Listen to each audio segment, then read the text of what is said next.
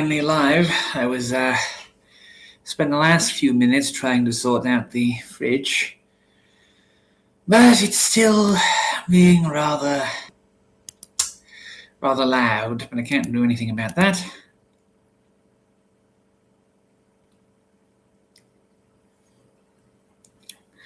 Oh, now everyone's disappeared. Again. Can't exactly start with no audience, so I'm going to hope someone is actually going to show up, because people did show up and then I had to fight with the damn thing because it kept making too much noise, so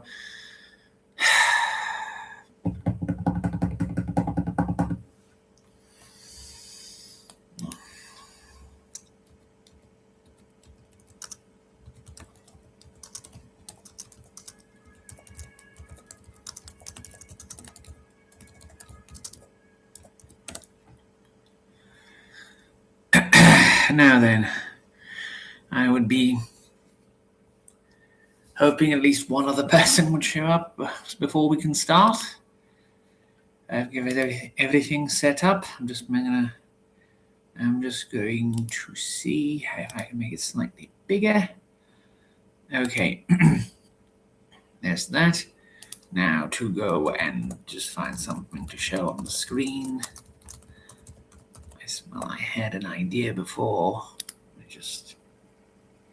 I might as well just show off the photo there, because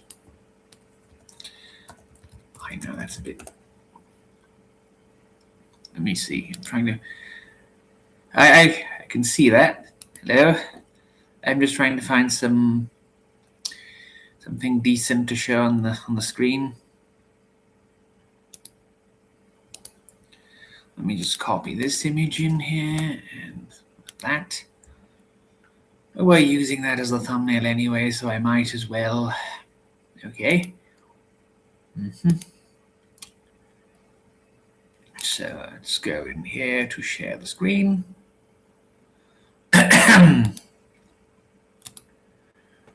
Okay.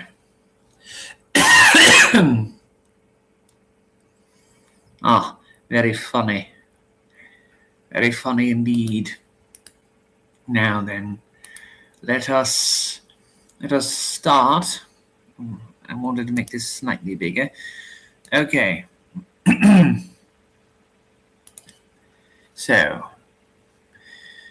when Lazarus left the grave, where for 3 days and 3 nights he had been under the enigmatical sway of death, and returned alive to his dwelling, for a long time no one noticed in him those sinister oddities, which as time went on made his very name a terror.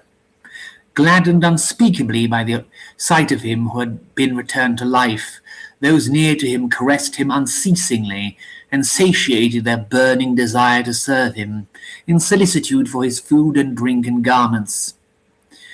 And they dressed him gorgeously in bright colours of hope and laughter, and when, like to a bridegroom in his bridal vestures, he sat again among them at the table, and again ate and drank, they wept overwhelmed with tenderness. And they summoned the neighbours to look at him who had risen miraculously from the dead. These came and shared the serene joy of the hosts. Strangers from far-off towns and hamlets came and adored the miracle in tempestuous words. Like to a beehive was the house of Mary and Martha. Whatever was found new in Lazarus's face and gestures was thought to be some trace of a grave illness and of the shocks recently experienced. Sorry, I need to check notifications for a second. Okay, thankfully. Sorry, there was a notification I set out for a spam post. Anyway, okay, just actually that means I could hold on a sec.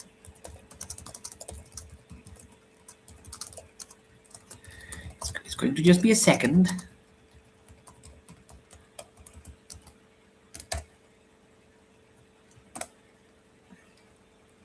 Okay, we're back. And then, as I said, oh yes. Evidently, the destruction wrought by death on the corpse was only arrested by the miraculous power, but its effects were still apparent. And what death had succeeded in doing with Lazarus's face and body was like an artist's unfinished sketch seen under thin glass. On Lazarus's temples, under his eyes, and in the hollows of his cheeks lay a deep and cadaverous blueness. Cadaverously blue also were his long fingers, and around his fingernails grown long in the grave, the blue had become purple and dark. On his lips the skin, swollen in the grave, had burst in places, and thin reddish cracks were formed, shining as though covered with transparent mica. And he had grown stout. His body, puffed up in the grave, retained its monstrous size and showed those frightful swellings in which one sensed the presence of the rank liquid of decomposition. But the heavy corpse-like odour which penetrated Lazarus's grave clothes and, it seemed, his very body, soon entirely disappeared. The blue spots on his face and hands grew paler, and the reddish cracks closed up, although they never disappeared altogether. That is how Lazarus looked. That is how Lazarus looked when he appeared before people in his second life, but his face looked natural to those who had seen him in the coffin. In addition to the changes in his appearance, Lazarus's temper seemed to have undergone a transformation, but this circumstance startled no one and attracted no attention. Before his death, Lazarus had always been cheerful and carefree, fond of laughter and a merry joke. It was because of this brightness and cheerfulness, with not a touch of malice and darkness, that the master had grown so fond of him. But now Lazarus had grown grave and taciturn. He never jested himself, nor responded with laughter to other people's jokes. And the words which he uttered very infrequently were the plainest, most ordinary and necessary words, as deprived of depth and significance as those sounds which animals express pain and pleasure, thirst and hunger. They were the words that one can say all one's life, and yet they give no implication of what pains and gladdens the depths of the soul. Thus, with the face of a corpse which for 3 days had been under the heavy sway of death, dark and taciturn, already appallingly transformed, but still unrecognized by anyone in his new self, he was sitting at the feasting table among friends and relatives, and his gorgeous nuptial garments glittered with yellow gold and bloody scarlet. Broad waves of jubilation, now soft, now tempestuously sonorous, surged round him. Warm glances of love were reaching out for his face, still cold with the coldness of the grave. And a friend's warm palm caressed his blue, heavy hand. And music played, the tympanum and the pipe, the guitarra and the harp. It was as though bees hummed, grasshoppers chirped, and birds warbled over the happy house of Mary and Martha. One of the guests uncautiously lifted the veil. By a faultless word he broke the serene charm and uncovered the truth in all its naked ugliness. Ere the thought formed itself in his mind, his lips uttered with a smile, why dost thou not tell us what happened yonder?" And all grew silent, startled by the question.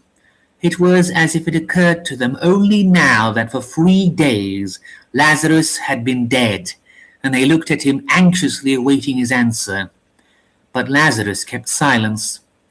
"Thou dost not wish to tell us?" wondered the man. "Is it so terrible yonder?" And again his thought came after his words. Had it been otherwise, he would not have asked this question, which at that very moment oppressed his heart with its insufferable horror.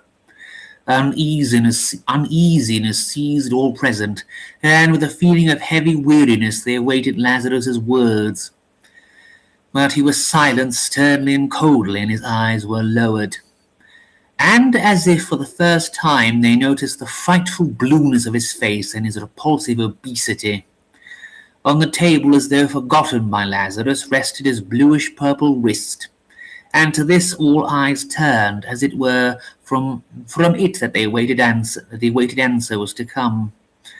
The musicians were still playing, but now the silence reached them too, and even as water extinguishes sorry, and even as water extinguishes scattered embers, so were their merry tunes extinguished in the silence.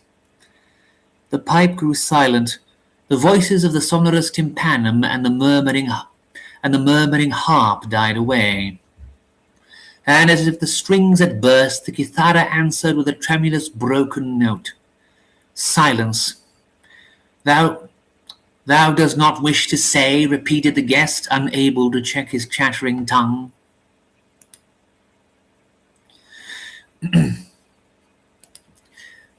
But the stillness remained unbroken, and the purplish blue hand rested motionless.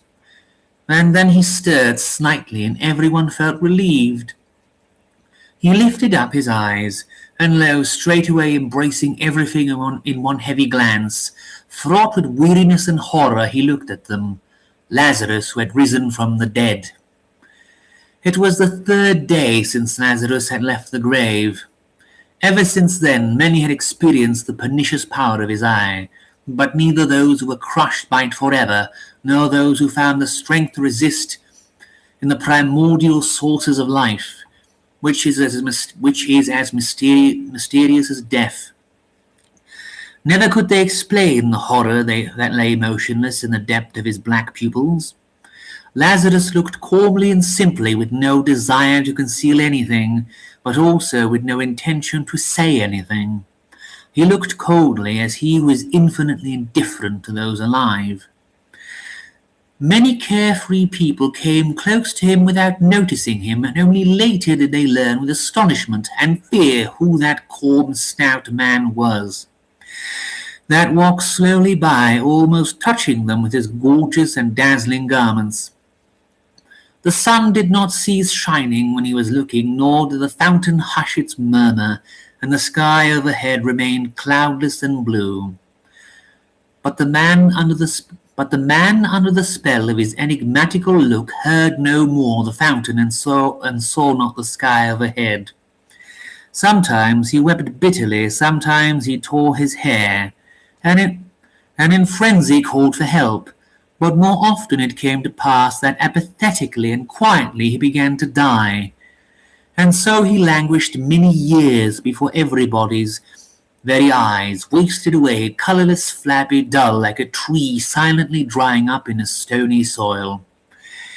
And of those who gazed at him, the ones who wept madly sometimes felt again the stir of life, the others never. So thou dost not wish to tell us what thou hast seen yonder, repeated the man. But now his voice was impassive and dull, and deadly grey weariness showed in Lazarus's eyes. And deadly grey weariness covered like dust all the faces, and with dull amazement the guests stared at each other and did not understand wherefore they had gathered here and sat at the rich table. The talk ceased. They thought it was time to go home, but could not overcome the flaccid, lazy weariness which glued their muscles, and they kept on sitting there, yet apart and torn away from each other, like pale fires scattered over a dark field. But the musicians were paid to play, and again they took to their instruments, and again tunes full of studied mirth and studied sorrow began to flow and to rise. They unfolded the customary melody, but the guests hearkened in dull amazement. Already they knew not wheretofore is it necessary, and why is it well that people should pluck strings, inflate their cheeks, blow in thin pipes, and produce a bizarre many-voiced noise. What bad music, said someone. The musicians took offence and left. Following them, the guests left one after another, for night was already come. And when placid darkness encircled them, and they began to breathe with more ease, suddenly Lazarus's image loomed up before each one in formidable radiance, the blue face of a corpse, grave clothes, gorgeous and resplendent, a cold look in the depths of which lay motionless and unknown horror. As though petrified, they were standing far apart, and darkness enveloped them. But in the darkness blazed brighter and brighter the supernatural vision of him who for 3 days had been under the enigmatical sway of death. For 3 days had he been dead. Thrice had the sun risen and set, but he had been dead. Children had played, streams murmured over pebbles. The wayfarer had lifted up hot dust in the high road, but he had been dead. And now he is again among them, touches them, looks at them, and through the black discs of his pupils, as through darkened glass, stares the unknowable yonder. No one was taking care of Lazarus, for no friends, no relatives were left to him, and the great desert which encircled the holy city came near the very threshold of his dwelling. And the desert entered his house, and stretched on his couch like a wife, and extinguished the fires. No one was taking care of Lazarus. One after the other his sisters, Mary and Martha, forsook him. For a long while Martha was loath to abandon him, for she knew not who would feed him and pity him. She wept and prayed. But one night, when the wind was roaming in the desert, and with a hissing sound the cypresses were bending over the roof, she dressed noiselessly and secretly left the house. Lazarus probably heard the door slam. It banged against the side post under the gusts of the desert wind, but he did not rise to go out and to look at her that was abandoning him. All the night long the cypresses hissed over his head and plaintively thumped the door, letting in the cold, greedy desert. Like a leper he was shunned by everyone, and it was proposed to tie a bell to his neck, as is done with lepers, to warn people against sudden meetings. But someone remarked, growing frightfully pale, that it would be too horrible if by night the moaning of Lazarus's bell were suddenly heard under the windows. And so the project was abandoned.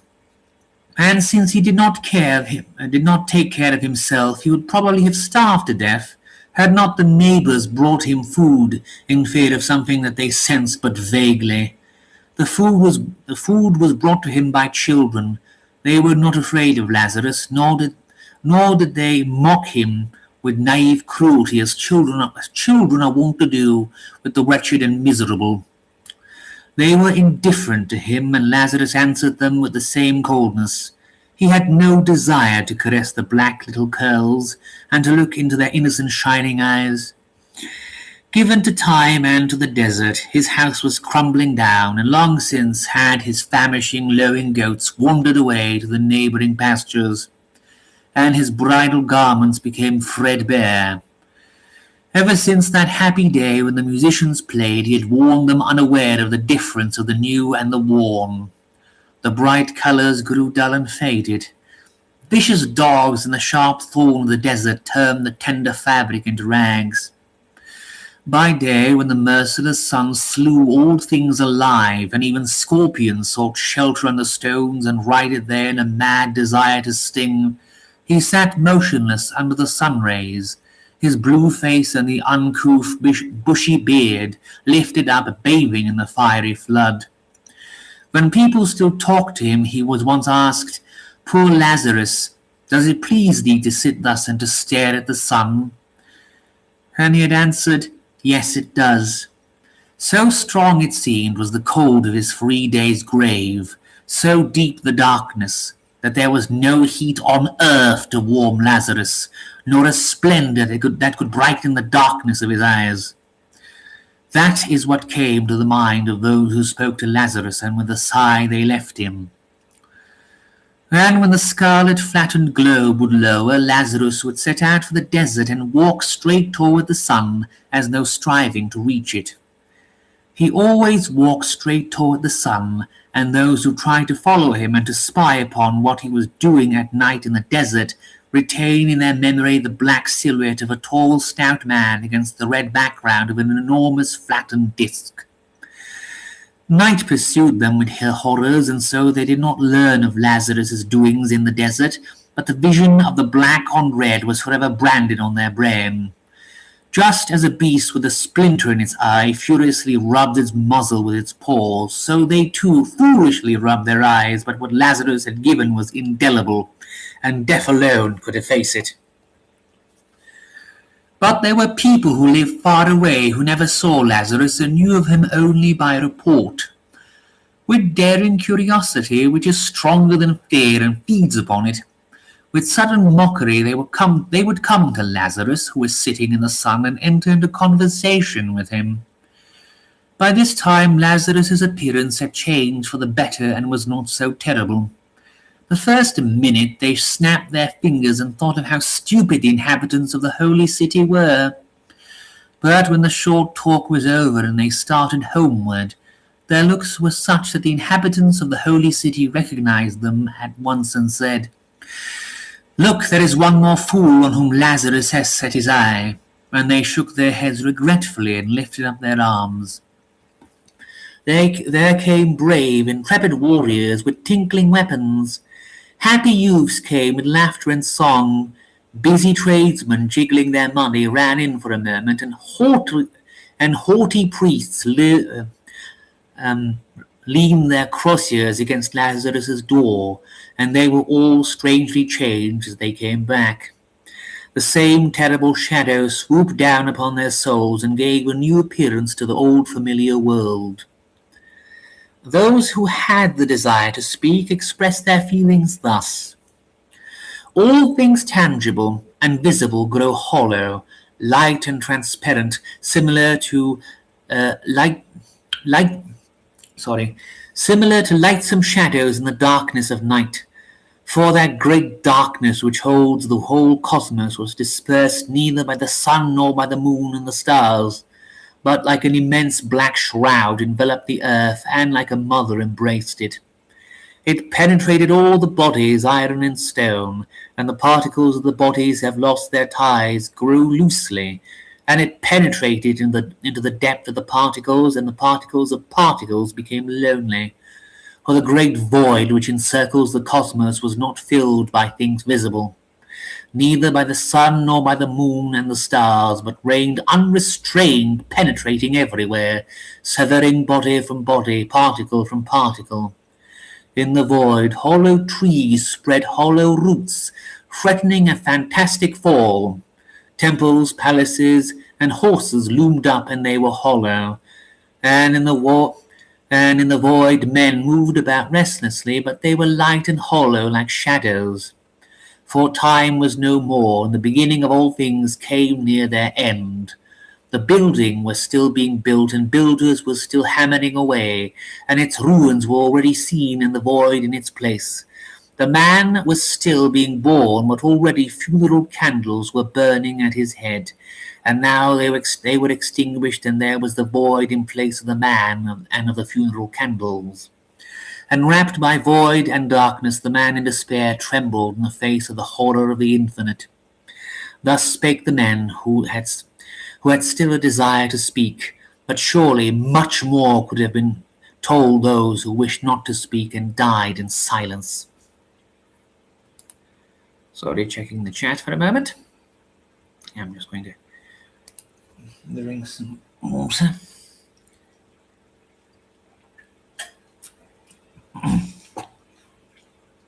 At that time lived in Rome a renowned sculptor.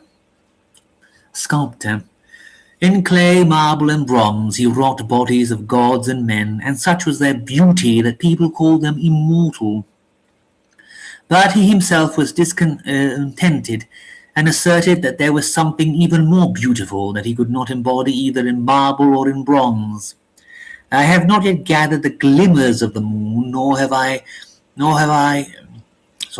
I have not yet gathered the glimmers of the moon, nor have I my fill of sunshine, he was wont to say. And there is no soul in my marble, no life in my beautiful bronze. And when on moonlight nights he slowly walked along the road, crossing the black shadows of cypresses, his whole tunic glittering in the moonshine, those who met him would laugh in their friendly way and say, "Art thou going to gather moonshine, Aurelius? Why then didst thou not fetch baskets?" And he would answer, laughing and pointing to his eyes, "Here are the baskets wherein I gather the sheen of the moon and the glimmer of the sun." And so it was. The moon glimmered in his eyes, and the sun sparkled therein. But he could not translate them into marble, and therein lay the serene tragedy of his life. He was descended from an ancient patrician race, had a good wife and children, and suffered from no want. When the obscure rumour about Lazarus reached him, he consulted his wife and friends, and undertook the far journey to Judea to see him who had miraculously risen from the dead. He was somewhat weary in those days, and he hoped that the road would sharpen his blunted senses. What was said of Lazarus did not frighten him. He had pondered much over death, did not like it, but he disliked also those who confused it with life. In this life and beauty, beyond death the enigmatical, thought he, and there is no better thing for a man to do than to delight in life and in the beauty of all things living. He had even a vain, glorious desire to convince Lazarus of the truth of his own view and restore his soul to life, as his body had been restored. This seemed so much easier because the rumours, shy and strange, did not render the whole truth about Lazarus, but vaguely warned against something frightful. Lazarus had just risen from the stone in order to follow the sun, which was setting in the desert, when a rich Roman attended by an armed slave approached him and addressed him in a sonorous tone of voice. Lazarus, and Lazarus beheld a superb face, lit with glory and arrayed in fine clothes and precious stones sparkling in the sun. The red light lent to the Roman's face and head the appearance of gleaming bronze. That also Lazarus noticed. He resumed obediently his place and lowered his weary eyes. "Yes, thou art ugly, my poor Lazarus," quietly said the Roman, playing with his golden chain. "Thou art even horrible, my poor friend, and death was not lazy that day when thou didst fall so heedlessly into his hands. But thou art stout, and, as the great Caesar used to say, fat people are not ill-tempered. To tell the truth, I don't understand why men fear thee. Permit me to spend the night in thy house. The hour is late, and I have no shelter." Never had anyone asked Lazarus's hospitality. "I have no bed," said he. "I am somewhat of a soldier, and I can sleep sitting," the Roman answered. "We shall build a fire." "I have no fire." "Then we shall have our talk in the darkness like two friends. I think thou wilt find a bottle of wine." "I have no wine." The Roman laughed.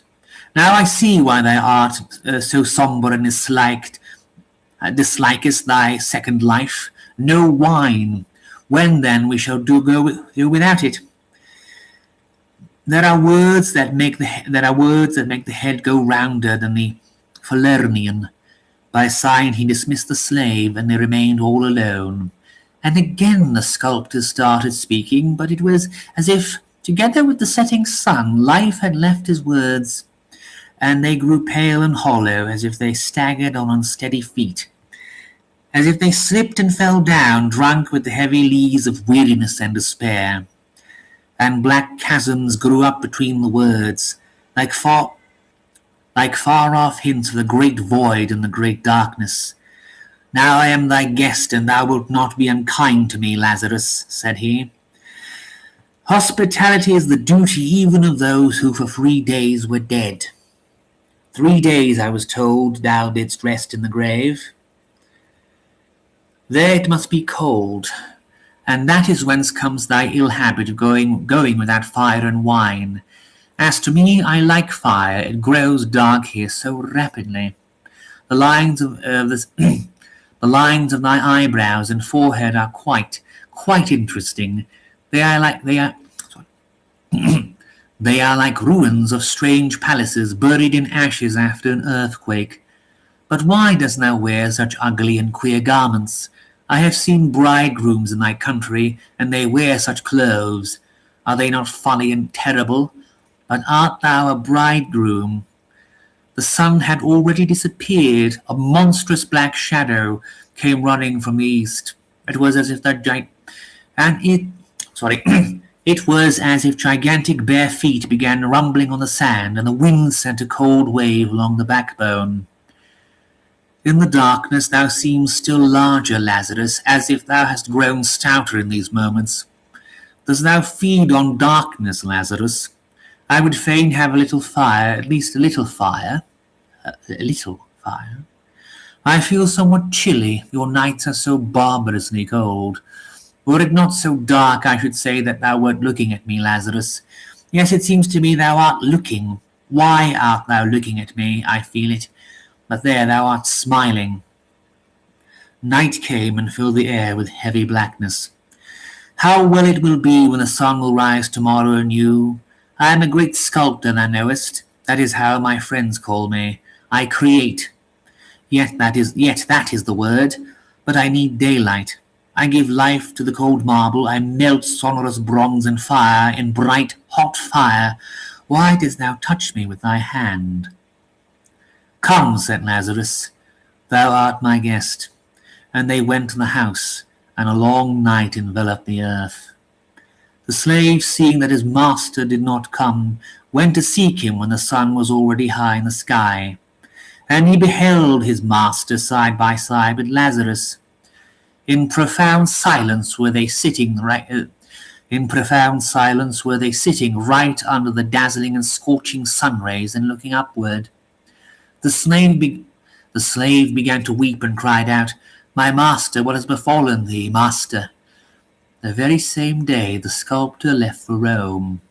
On the way Aurelius was pensive and taciturn, staring attentively at everything. The men, the ship, the sea, as though trying to retain something. On the high sea a storm burst upon them, and all through it Aurelius stayed on the deck and eagerly scanned the seas looming near and sinking with a thud.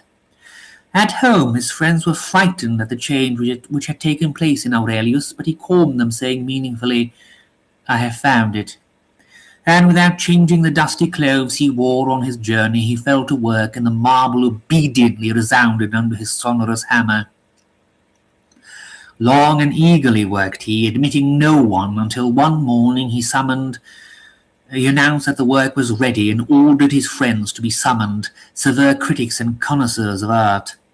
And to meet them he put on bright, gorgeous garments that glittered with yellow, gold, and scarlet byssus. Here is my work, said he thoughtfully. His friends glanced, and a shadow of profound sorrow covered their faces. It was something monstrous, deprived of all the lines and shapes familiar to the eye, but not without a hint of some new strange image. On a thin, crooked twig, or rather on an ugly likeness of a twig, rested askew a blind, ugly, shapeless, outspread mass of something utterly and inconceivably distorted. A mad heap of wild and bizarre fragments, all feebly and vainly striving to part from one another.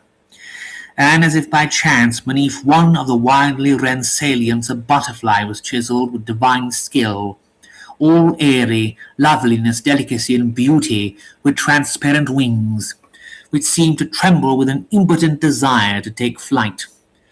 Wherefore this wonderful butterfly, Aurelius, said somebody falteringly. I know not, was the sculptor's answer. But it was necessary to tell the truth, and one of his friends who loved him best said firmly, This is ugly, my poor friend. It must be destroyed. Give me the hammer. And with 2 strokes he broke the monstrous man into pieces, leaving only the infinitely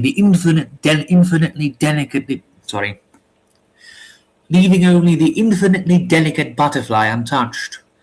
From that time on, Aurelius created nothing.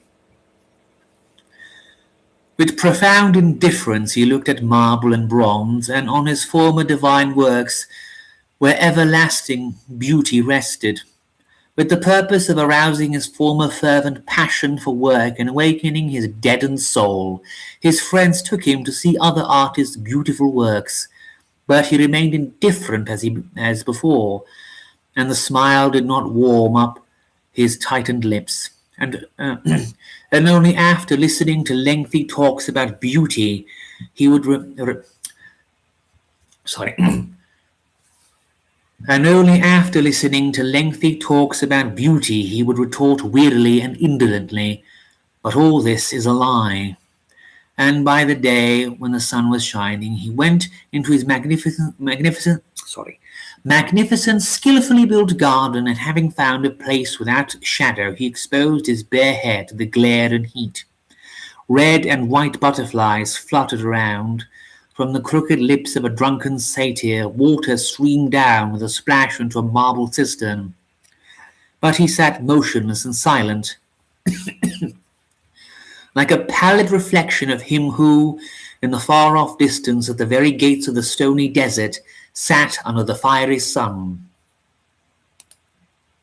Checking the chat again. And now it came to pass that the great deified Augustus himself summoned Lazarus. The imperial messengers dressed him gorgeously in solemn nuptial clothes, as if time had legalized them, and he was to remain until his death the bridegroom of an unknown bride. It was as though an old, rotting coffin had been gilt and furnished with new gay tassels. And men all in trim and bright attire rode after him, as if in bridal procession indeed, and those foremost trumpeted loudly, bidding people to clear the way for the emperor's messengers. But Lazarus's way was deserted. His native land cursed the hateful name of him who had miraculously risen from the dead, and people scattered at the very news of his appalling approach. The solitary voice of the brass trumpet sounded in the motionless air, and the wilderness alone responded with its languid echo. Then Lazarus went by sea, and his was the most magnificently arrayed and most mournful ship that ever mirrored itself in the azure waves of the Mediterranean Sea. Many were the travellers aboard, but like a tomb was the ship, all silence and stillness, and the despairing water sobbed at the steep, proudly curved prow. All alone sat Lazarus, exposing his hair to the blaze of the sun, silently listening to the murmur and splash of the wavelets, and afar seamen and messengers were sitting, a vague group of weary shadows. Had the thunder burst and the wind attacked the red sails, the ships would probably have perished, for none of those aboard had either the will or the strength to struggle for life. With a supreme effort, some mariners would reach the board and eagerly scan the blue, transparent deep, hoping to see a naiad's pink shoulder flash in the hollow of an azure wave, or a drunken gay centaur dash along in frenzy, splash the wave with his hoof. But the sea was like a wilderness, and the deep was dumb and deserted. With utter indifference did Lazarus set his feet on the street of the eternal city, as though all her wealth, all the magnificence of her palaces, built by giants, all the resplendence, beauty, and music of her refined life were but the echo of the wind in the wilderness, the reflection of the desert quicksand. Chariots were dashing, and along the streets were moving crowds of strong, fair, proud builders of the eternal city and haughty participants in her life. A song sounded. Fountains and women laughed a pearly laughter. Drunken philosophers harangued, and the sober listened to them with a smile. Hoofs struck the stone pavement.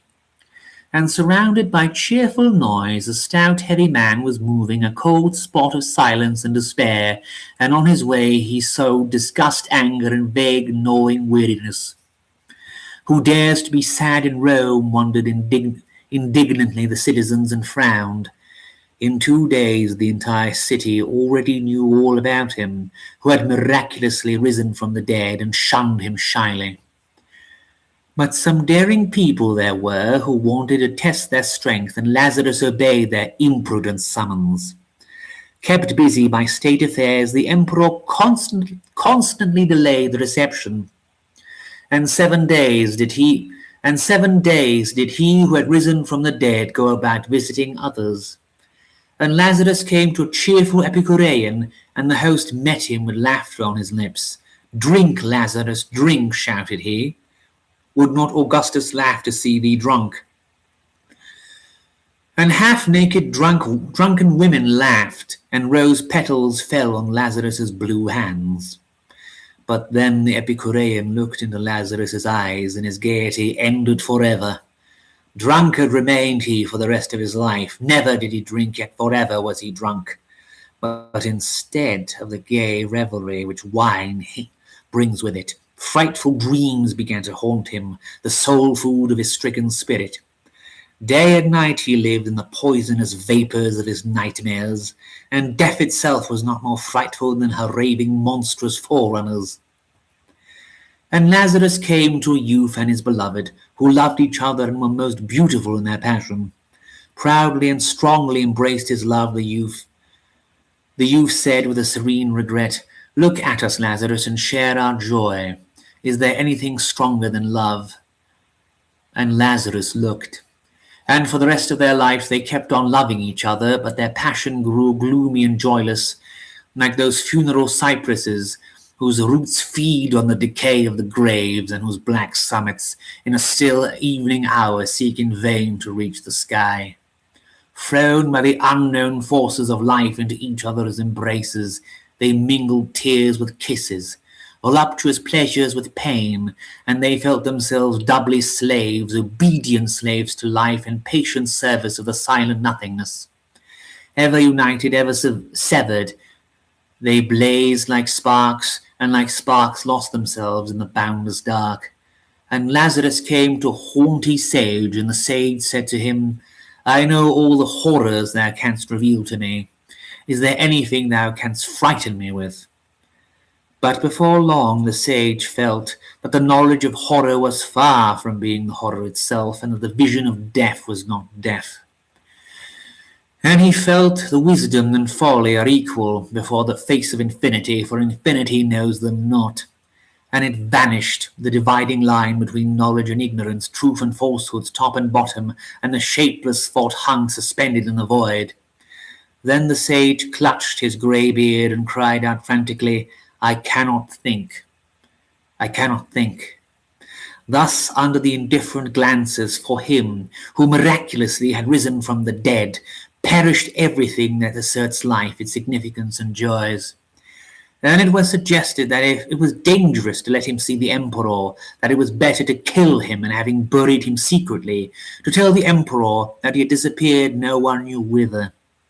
Already swords were being whetted, and youths devoted to the public welfare prepared for the murder, when Augustus ordered Lazarus to be brought before him next morning, thus destroying their cruel plans. If there was no way of getting rid of Lazarus, at least it was possible to soften the terrible impression his face produced.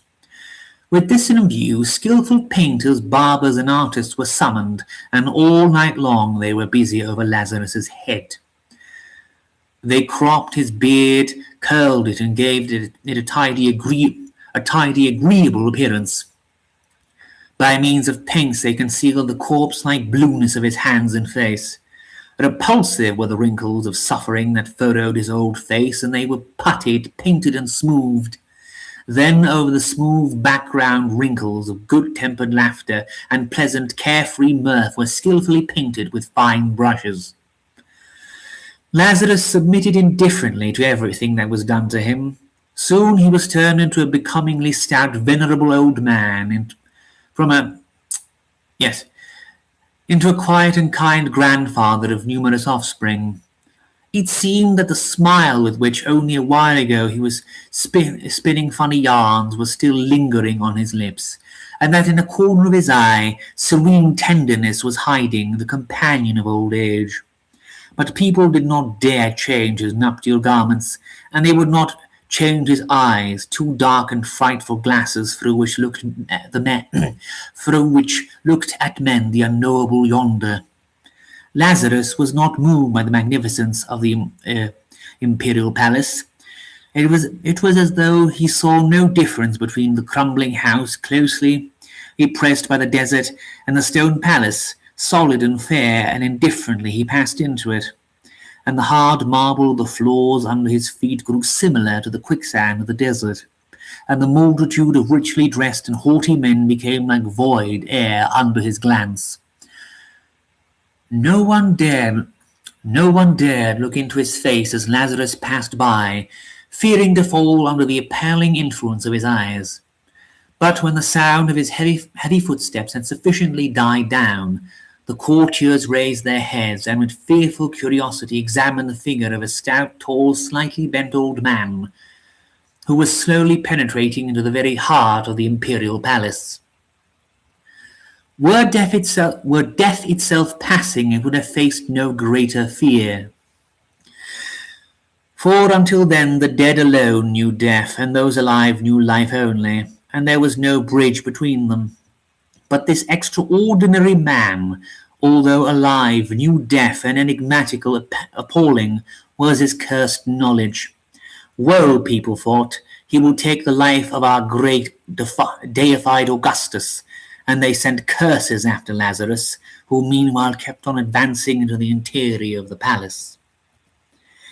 Already did the emperor know who Lazarus was, and prepare to meet him, but the monarch was a brave man, and felt his own tremendous unconquerable power, and in his fatal duel with him who had miraculously risen from the dead, he wanted not to invoke human help, and so he met Lazarus face to face.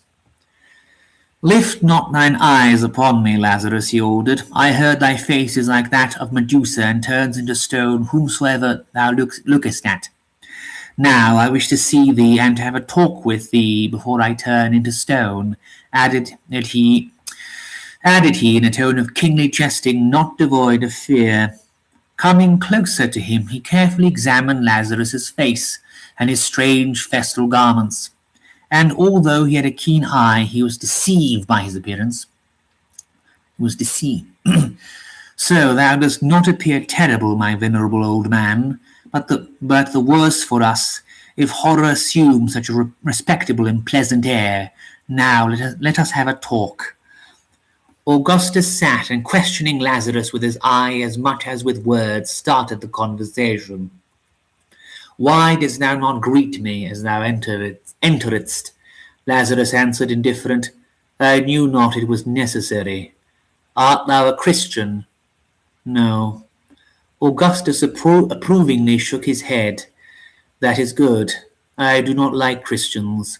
They shake the tree of life before it is covered with fruit, and disperse its odorous bloom to the winds. But who art thou?" With a visible effort, Lazarus answered, "I was dead." "I heard that, but who art thou now?" Lazarus was silent, but at last repeated in a tone of weary apathy, "I was dead." "Listen to me, stranger," said the emperor, distinctly and severely giving utterance to the thoughts that had come to him at the beginning. "My realm is the realm of life. My people are of the living, not of the dead. Thou art here one too many. I know not who thou art, and what thou sawest there, but if thou liest, I hate thy lies, and if thou tellest the truth, I hate thy truth. In my bosom I feel the throb of life. I feel strength in my arm, and my proud thoughts like eagles pierce the space. And yonder in the shelter of my rule, under the protection of laws created by me, people live and toil and rejoice.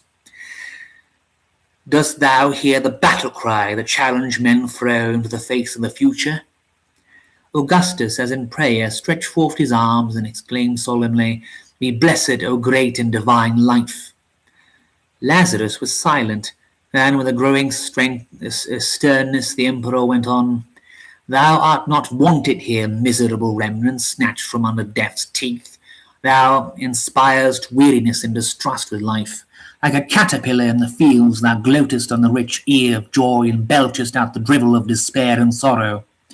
Thy truth is like a rusty sword in the hands of a nightly murderer, and as a murderer thou shalt be executed. But before that, let me look into thine eyes.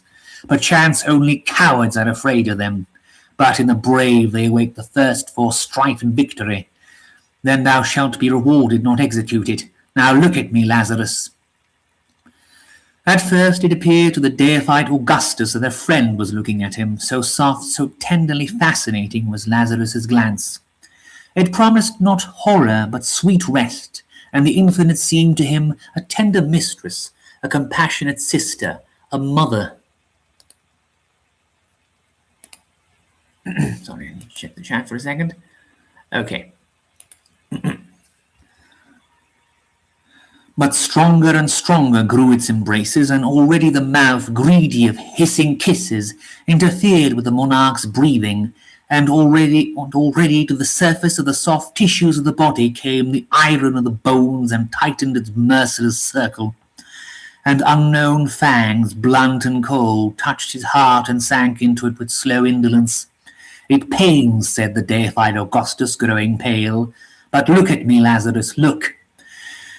It was as though some heavy gates, ever closed, were slowly moving apart, and through the growing interstice the appalling horror of the infinite poured in slowly and steadily.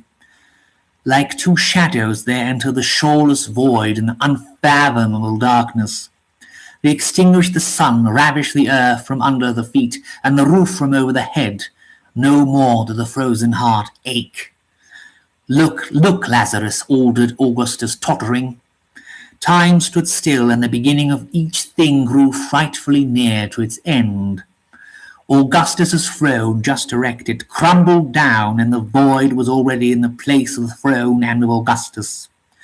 Noiselessly did Rome crumble down, and a new city stood on its site, and it too was swallowed by the void. Like fantastic giants, cities, states, and countries fell down and vanished in the void darkness. And with uttermost indifference did the insatiable black womb of the infinite swallow them. Halt, ordered the emperor. In his voice sounded already a note of indifference. His hands dropped in languor, and in the vain struggle with the onrushing darkness his fiery eyes now blazed up and now went out. My life thou hast taken from me, Lazarus, said he in a spiritless, feeble voice. And these words of hopelessness saved him. He remembered his people, whose shield he was destined to be, and keen salutary pain pierced his deadened heart. They are doomed to death, he thought wearily, serene shadows in the darkness of the infinite, thought he. A horror grew upon him. Frail vessels with living, seething blood, with a heart that knows sorrow and also great joy, said he in his heart, and tenderness pervaded it. Thus pondering and oscillating between the poles of life and death, he slowly came back to life, to find in its suffering and in its joys a shield against the darkness of the void and the horror of the infinite. No, thou hast not murdered me, Lazarus, said he firmly, but I will take thy life. Begone. That evening the deified Augustus partook of his meats and drinks with particular joy. Now and then his lifted mid-head remained suspended in the air, and a dull glimmer replaced the bright sheen of his fiery eye. It was the cold wave of horror that surged at his feet.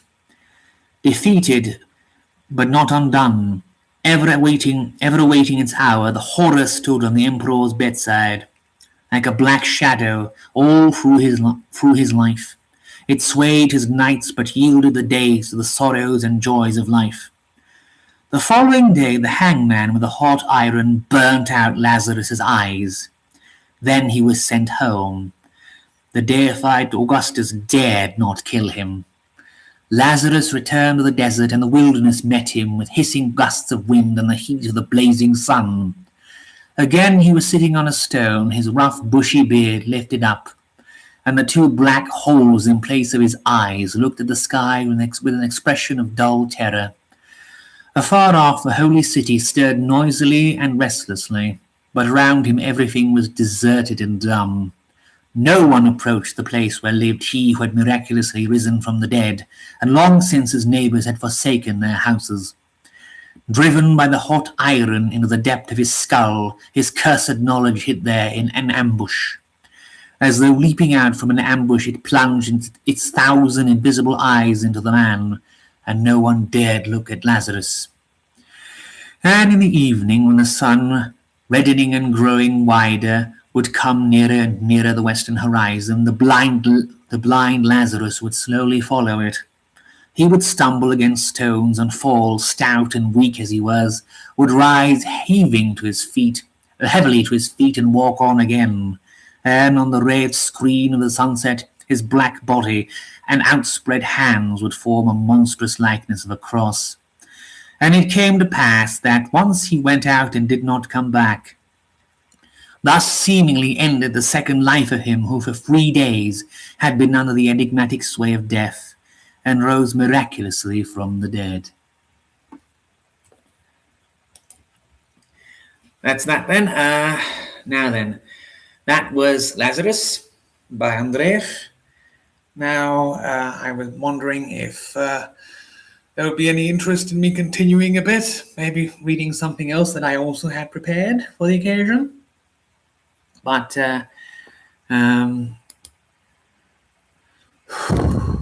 it's actually around here. I would need to set it up, and I would actually need to go and find the proper image to illustrate it, as it were.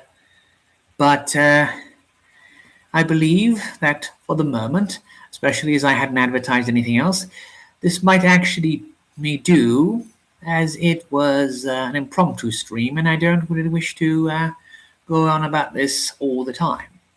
However, I would like to showcase for the people who would come perhaps to watch the VOD later what we can be doing tomorrow. Now I have, among others, I have prepared to read the story of the title story from Valery Brusov's The Republic of the Southern Cross, which is going to take a little bit of time. And then I'm actually considering reading something rather obscure and not that well known. Something that I've actually talked about on the channel, but haven't actually been able to read yet. That being, hold on a second. That being The Ring of Ugg by Stock, which I have talked about and reviewed on the channel previously. As it is kind of an obscure thing, I could very well potentially, well, I'm checking to see it and check how long it is right now, and see if maybe we could read that one. Let me just open it up and let me just go through it. If, like I said, if there's interest, I could go on about that, but at any rate, I intend to try and read that as well as the story tomorrow. Yes, that appears to be, let's see, it starts on page 13 and ends on page 50, 57, so 40-something pages, and not that much text on the page as compared to what we've been doing now, so that definitely seems like a possibility. So yeah, that's definitely something we can do. I will definitely prepare for that. So yes, tomorrow we're going to hopefully make a proper review. I keep promising it day by day, but things do sort of happen that get in the way of that. And also we'll then be reading Valery Brusov and hopefully The Republic of the Southern Cross, and then hopefully Elliot Stock's, the title story to Elliot Stock's The Ring of Ugg. And I hope we'll actually be able to do that as a double feature. I'm going to actually advertise that. Though, of course, again, if there is interest, I could potentially go on and do The Ring of Ugg now. Again, if there is interest and if someone would actually want me to go on about it, because it is a fascinating story. And I definitely enjoy it because it's this apocalyptic story of ancient prehistoric sorcery and witchcraft in modern life. A very, very unexpected thing, but as it is, I think that probably it would be a good idea if I just wait until we hit 1 hour, which will be adjusted a little bit, and then I could make this tomorrow, it being Friday. Hopefully going to actually be a little more engagement from some few channels where I usually advertise it, but I've had some issues from people saying they couldn't make it during the week because of work and school and other engagements. So hopefully Friday's stream would make that a little easier. Anyway, yes, so anyone who is actually looking at the VOD, I do advise, not advise, but I do very much hope you can look at the description, check out the fundraiser we're currently doing, which we are doing as a bit of a continued emergency for the sake of being able to pay rent because of sudden change situation. We've still not gotten to a point where we can comfortably expect a paycheck because of, again, issues with a new job that I have lined up. So things are taking a bit longer than expected. So if any contributions could be potentially asked for, then I do very much humbly ask for consideration, but no one is obliged to do anything. I'm just mentioning it because it will be very, very well appreciated. Now then, I'm going to sign off, and I'll hope to see you all tomorrow. So later then.